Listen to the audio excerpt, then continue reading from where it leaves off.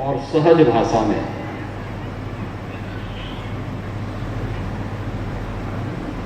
संत हृदय बालक दास जी महाराज के श्रीमुख से उनकी कथा आप सबको वर्ष में 1-2 बार सुनने का अवसर प्राप्त होता ही है।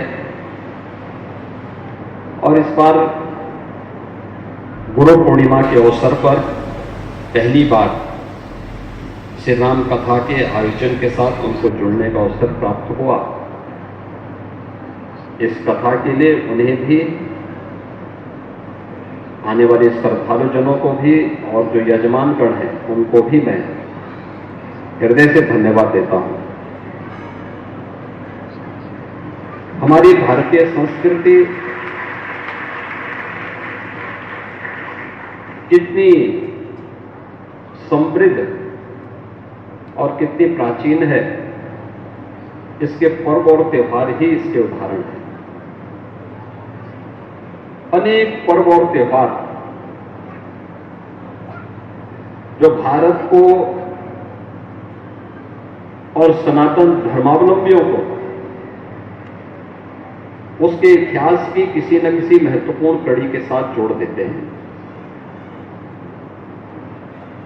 आज वैदिक साहित्य जिस रूप में हम सबको देखने को मिलता है, जिस ऋषि की कृपा से यह सब प्राप्त हुआ, जिन्होंने वेदों को, पुराणों को, अन्य महत्वपूर्ण शास्त्रों को हम सबको उपलब्ध करवाया, ऐसे जो हमारे ऋषि थे, कृष्ण द्वैपायन व्यास, उनकी जो पावन जयंती है, अन्य महत्वपूर्ण शास्त्रों को हम सबको उपलब्ध करवाया, ऐसे जो हमारे ऋषि थे, कृष्ण द्वैपायन व्यास, उनकी जो पावन जयंती है, जो व्यास पूर्णिमा कहलाती है, वही गुरु पूर्णिमा भी है। और गुरु पूर्णिमा के इस अवसर पर हम सब आज यहां पर गुरु गोरखनाथ के इस पावन धाम पर एकत्र हुए हैं।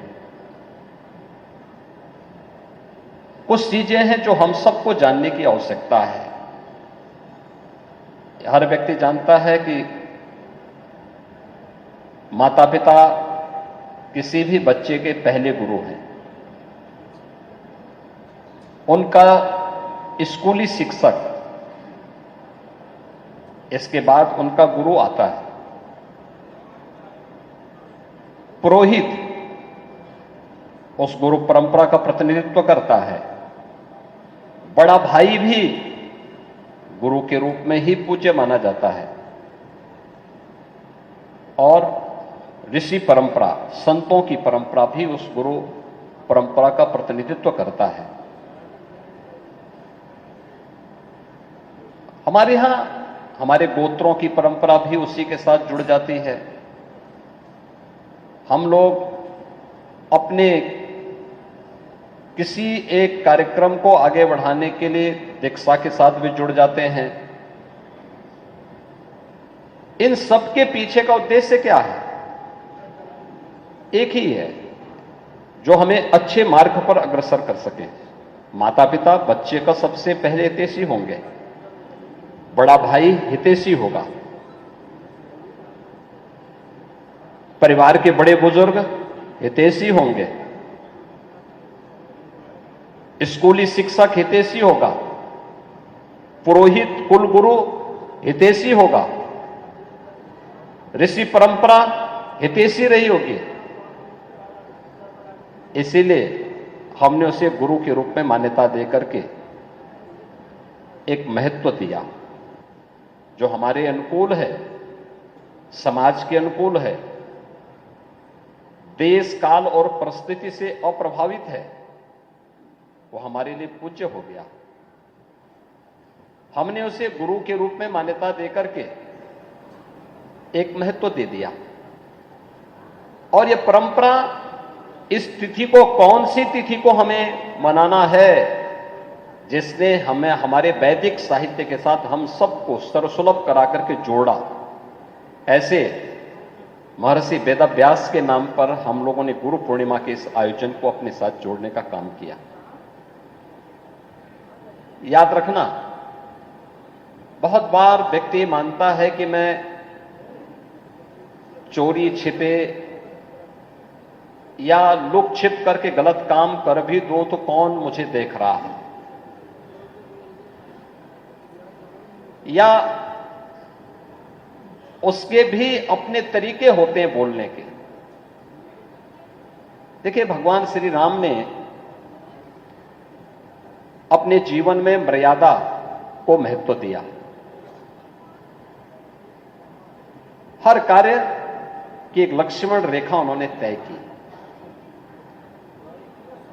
संबंधों का निर्वहन करने का एक जीवन जीने का जो सही तरीका है वह उन्होंने हमें सिखाया। कृष्ण ने हमें कर्म करने की प्रेरणा दी, लेकिन कर्म भी कैसा, कर्म अक्सर कैसा होता है, हम दो प्रकार के कर्म करते हैं। भाई, एक तो हमारा कर्म क्या होता है कि हम हर कार्य को करते हैं तो प्रयास करते हैं कि करो कम लेकिन हाईलाइट ज्यादा हो, लोग उसको ज्यादा महत्व दें। लेकिन भगवान श्री कृष्ण ने क्या कहा, निष्काम कर्म की बात की।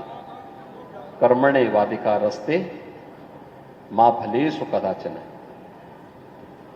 उन्होंने कहा कर्म करिए, फल की चिंता मत करिए। अच्छा कर्म करेंगे, अच्छा फल आपको अवश्य मिल जाएगा। बुरा करेंगे, बुरा भी मिलेगा। और इसलिए शास्त्र हमेशा इस बात को कहता है, हमारी गुरु परंपरा यही कहती है, अवश्य में ही भोक्तव्यम कृते कर्म चराचरम। जैसा कर्म करोगे उसके फल से कभी वंचित नहीं हो पाओगे। अच्छा बनने का प्रयास। जीवन में सच्चा गुरु वही जो सही मार्ग पर आपको ले चलने के लिए प्रेरित कर सके। महत्व इस बात का नहीं कि आपके पास धन धान्य कितना है, महत्व इस बात का नहीं। अगर आप प्राचीन साहित्य पढ़ेंगे, धन धान्य का उसमें उतना महत्व नहीं। समृद्धि अपने प्रयास से, अपनी सार्थक मेहनत से, अपने पुरुषार्थ से, लोक कल्याण के लिए हम जितना अर्जित करें वो अच्छा है, लेकिन गलत तरीके से नहीं, गलत मार्ग का अनुसरण करके नहीं। अगर गलत तरीके से हम करते हैं तो उस पाप के कृत्य से हम वंचित नहीं रह पाएंगे। पुण्य कर्म करते हैं अपनी मेहनत से, अपनी परिश्रम से। अगर कोई कार्य करते हैं और किसी गरीब का, किसी वंचित का उपकार करते हैं, जीव मात्र की दया के लिए अपने आप को समर्पित करते हैं, तो उसका लाभ भी किसी न किसी रूप में हमें अवश्य प्राप्त हो जाएगा। और इसीलिए शास्त्र कहता है कि अवश्य में ही भोक्तव्यम कृते कर्म चराचरम। अवश्य ही भोगना पड़ता है। गलत करेंगे तो गलत दुष्प्रभाव भी पड़ेगा, अच्छा करेंगे उसके पुण्य से भी आपको कोई वंचित नहीं कर पाएगा। और एक गुरु हमें हमेशा सही मार्ग पर चलने की भी प्रेरणा देता है। हमारा दायित्व क्या है? हम अगर एक मनुष्य हैं, मनुष्य के बारे में क्या मान्यता है? मनुष्य के बारे में तो मान्यता है कि सृष्टि का सबसे सर्वश्रेष्ठ कृति है, ये कि सर्वश्रेष्ठ कृति में से एक है। अगर सर्वश्रेष्ठ कृति है तो हमें अपने कार्यों के माध्यम से इसे साबित भी करना होगा। अपने कार्यों के माध्यम से इसे साबित करना होगा। आज हो क्या रहा है? मनुष्य अपने कर्मों से अपने आप को सर्वश्रेष्ठ साबित नहीं करना चाहता। वो अधिकाधिक धोखेबाज बनना चाहता है, गलत तरीके से अपना करके अधिक से अधिक समृद्धि का मार्ग अपनाना चाहता है, गलत तरीका अपना करके, शॉर्टकट का रास्ता अपना करके वह मंजिल में चढ़ना चाहता है। वह कभी उसको आत्मिक संतुष्टि प्रदान नहीं कर सकता, कभी नहीं कर सकता है। कोई भी भारत का शास्त्र इस बात को महत्व नहीं देगा, कोई भी भारत का ऋषि परंपरा इसको कभी महत्व नहीं देगी। और इसलिए हम सबको इस बात को ध्यान में रखना होगा कि हमारे लिए जो मेरे लिए अनुकूल हो, शास्त्रों के वचनों का पालन करते हुए, मेरी ऋषि परंपरा के वचनों का पालन करते हुए, भारत के उन अवतारी विभूतियों के वचनों का, उनकी मर्यादाओं का, उनके कर्म का पालन करते हुए हम जो आचरण करें वह मेरे लिए भी अनुकूल हो, मेरे परिवार के लिए भी अनुकूल हो।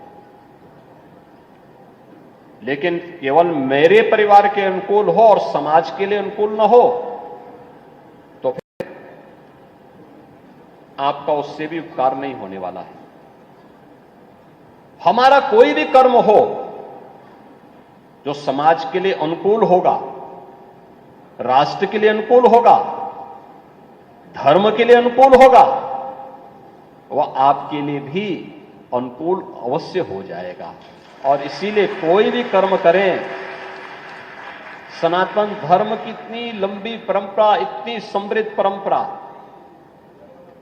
5000 वर्ष पहले महर्षि वेदव्यास इस धराधाम पे थे। एक लंबे समय तक उन्होंने उस कालखंड में, उन्होंने उस समय कई पीढ़ियों का प्रतिनिधित्व किया, सभी ग्रंथों को संग्रहित किया, वेदों को, पुराणों को, उनका संग्रह करके उसे लिपिबद्ध करके वर्तमान पीढ़ी के लिए उसे अनुकूल बना दिया। 5000 वर्षों के इस इतिहास को आज गुरु पूर्णिमा के रूप में आप इस आयोजन के साथ जुड़ करके अपनी ऋषि परंपरा के प्रति कृतज्ञता ज्ञापित कर रहे हैं। मैं पूछना चाहता हूं, 5000 का इतिहास दुनिया के अंदर कितने लोगों का है? कितने लोगों के पास 5000 वर्षों का अपना इतिहास है? नहीं है। और यह तो कालखंड है कौन सा? द्वापर और कलयुग के संधि काल है। यह उस संधि काल का समय है जब एक तरफ द्वापर का अवसान होता है, कलयुग का प्रारंभ होता है। महाभारत का एक युद्ध होता है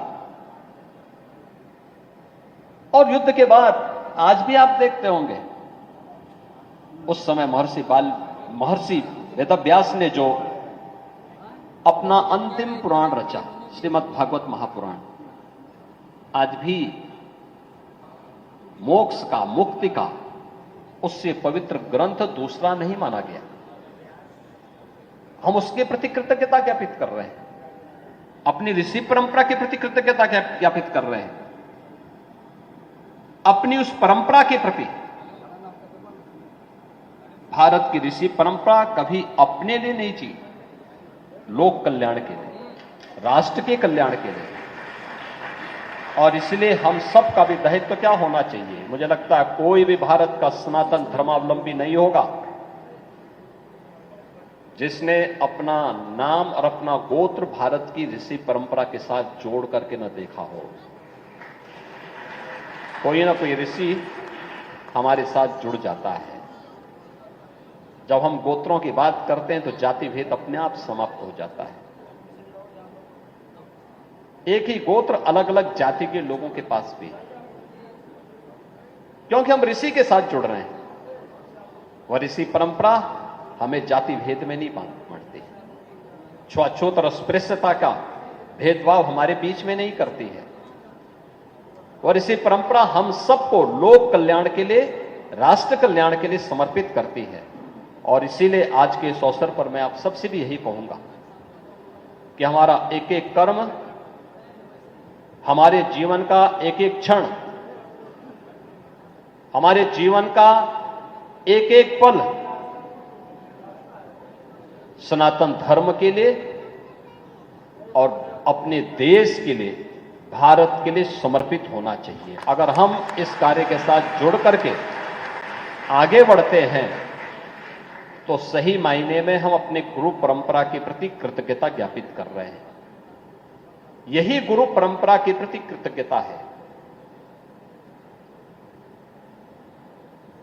किसी भी ऋषि परंपरा ने इन कार्यक्रमों को उसी रूप में आगे बढ़ाया है। याद रखना, जो मैंने यहां पहले भी कहा, अच्छा करेंगे तो अच्छा पुण्य भी आपको, उसका पुण्य भी आपको प्राप्त होगा, कोई उससे वंचित नहीं कर पाएगा। गलत करेंगे उसके पाप से भी कोई आपको वंचित नहीं करेगा। छोटी सी कथा आती है ना, दुनिया का सर्वश्रेष्ठ महाकाव्य रचने वाला जो ऋषि हुआ, उनके बारे में कहते हैं कि पूर्व जन्म में उनके जो कर्म थे वो गलत थे। एक जगह उन्होंने कुछ ऋषियों को बंधक बनाया। ऋषियों ने पूछा, हमें क्यों बंधक बनाना चाहते हो? उन्होंने कहा, भी मेरा कर्म है, मेरा कार्य है। तो उन्होंने कहा, इससे जो पाप तुम्हें मिलेगा, इस पाप के लिए कौन कौन जिम्मेदार होंगे? उसने कहा, जिनको मैं खिला रहा हूं सबको। ऋषियों ने कहा कि ठीक है, हमें यहां हम यहां इंतजार कर रहे हैं, जाओ पूछ करके आओ, ये जो लूटपाट तुम करना चाहते हो, कर रहे हो, जो जो तुम्हारे साथ भागीदार बनना चाहते हैं, वे पाप में भागीदार बनना चाहेंगे क्या? ये जो लूट का माल तुम ले जाना चाहते हो, क्या इस होने वाले पाप के साथ वे भागीदार बनेंगे? तो अपने घर पहुंचता है, अपने परिवार के लोगों से कहता है कि मैं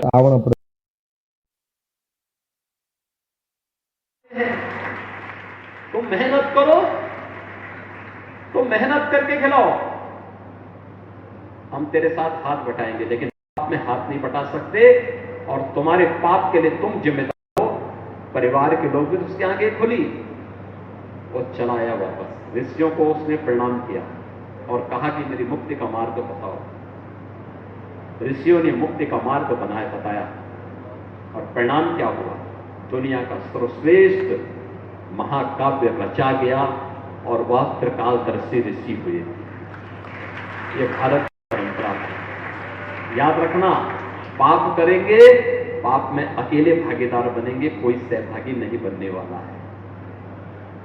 और पुण्य करेंगे, उस पुण्य से कई पीढ़ियां आपके साथ जुड़ करके आपको और आपके यशस्वी जीवन को अपने लिए प्रेरक बताएगी। आज के इस अवसर पर, जब गुरु पूर्णिमा के इस पावन पर्व पर आप सब यहां पर उपस्थित हुए हैं, गोरखपीठ गुरु परंपरा की पीठ है, गुरु गोरखनाथ से चली हुई परंपरा, और आज उसी परंपरा का निर्वहन करते हुए पीठ निरंतर कार्य कर रही है। लोक कल्याण के लिए, राष्ट्र कल्याण के लिए अपने आप को समर्पित भाव के साथ कर रही है। उसी परंपरा के साथ आप सब जुड़े हुए हैं। आप सभी श्रद्धालुओं ने यहां पर एक सप्ताह तक श्री राम कथा का श्रवण किया। मुझे समय नहीं मिल पाया कि मैं इस दौरान कथा में आ सकूं, मेरी इच्छा थी, लेकिन मैंने जो देखा, मैं कथा के बारे में जानकारी लेता था, मुझे बहुत अच्छा लगा कि काफी बड़ी संख्या में श्रद्धालुजन कथा में आते थे, श्रवण करते थे। और यहां पर संत हृदय बालकदास जी महाराज के श्रीमुख से श्री राम कथा का सुनने का अवसर आप सबको प्राप्त हुआ है, इस बार हुआ है। ये क्रम निरंतर चलता रहे। जीवन के कुछ पल तो होने चाहिए जब हम लोग गाली गलौज से ऊपर उठ करके, अन्य कार्यों से ऊपर उठ करके भगवान का नाम जब स्मरण कर सकें, और एक कथा के माध्यम से ही संभव हो पाता है। कुछ समय, कुछ घंटे अगर हम कथा श्रवण के लिए निकालते हैं तो उससे हमें लाभ ही होने वाला है, नुकसान नहीं होगा। आप सबको मैं आज एक बार फिर गुरु पूर्णिमा की बधाई देता हूं, अपनी शुभकामनाएं देता हूं। बाबा गोरखनाथ का आशीर्वाद आप सबके साथ है। आप सब अपने जीवन को अपने पुण्य कर्मों के माध्यम से निरंतर आगे बढ़ाएं, इस विश्वास के साथ आप सबके प्रति मेरी मंगल में शुभकामनाएं हैं। ओम शांति शांति शांति। हम सभी को परम पूज्य महाराज जी का आशीर्वचन प्राप्त हुआ। परम पूज्य महाराज जी के चरणों में हम सभी भक्तजनों की तरफ से प्रणाम। अभी यहाँ पर आरती होगी और सभी भक्तजनों के लिए और जो हमारे जनप्रतिनिधिगण हैं, संतगण हैं और जो भी इस सभागार में अथवा बाहर है, इन सभी के लिए प्रसाद की भी व्यवस्था है। आप सभी प्रसाद ग्रहण करके जाएं।